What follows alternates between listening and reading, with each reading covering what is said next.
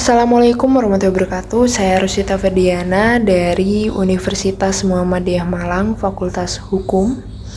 Di sini saya akan menyampaikan isi materi dari mata kuliah yang sedang saya tempuh, yakni Hukum Tata Negara atau biasa disingkat HTN 3. Nah, di sini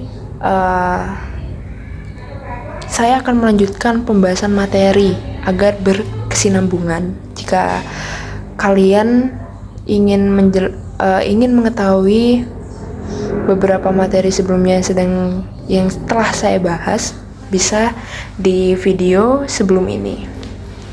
Dan video kali ini saya akan membahas lembaga negara tetap namun di bidang legislatif, eksekutif, yudikatif, dan eksaminatif di Indonesia. Jika lembaga legislatif, eksekutif, yudikatif kita telah banyak membahas di video-video sebelumnya, tapi tidak masalah dengan kita mengulangnya lagi agar memperingat mengenai lembaga-lembaga tadi. Jadi pertama kita akan membahas lembaga legislatif. Lembaga legislatif ini bertugas membuat undang-undang, mengawasi pelaksanaan pemerintahan, dan menetapkan anggaran negara di Indonesia. Jadi lembaga legislatif ini seperti yang kita ketahui, ada DPR membuat undang-undang atau mengawasi pemerintahan dan menetapkan anggaran. Lalu ada DPD, yakni Dewan Perwakilan Daerah, mewakili daerah dalam pengajuan dan pembahasan rancangan undang-undang serta pengawasan tertentu. Dan ada pro kontra mengenai MPR ini masuk lembaga legislatif atau tidak gitu. Jadi kalau kita membahas mengenai tugas MPR ini kan mengubah dan menetapkan undang-undang dasar, dan singkatannya aja sudah Majelis Permusyawaratan Rakyat, bukan Dewan seperti yang sedang saya sampaikan tadi, DPR dan DPD seperti itu. Lalu ada lembaga eksekutif.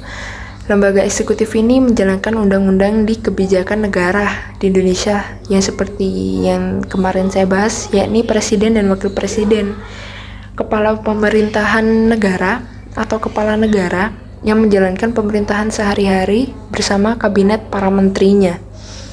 Lalu ada lembaga yudikatif, yakni berfungsi menegakkan hukum dan keadilan, mengadili sengketa, serta mengawasi pelaksanaan undang-undang, contohnya MA, MK, KY. Saya tidak akan bahas fungsi-fungsi MA, MK, dan KY karena sudah ada di video sebelumnya. Kalian bisa cek, oke?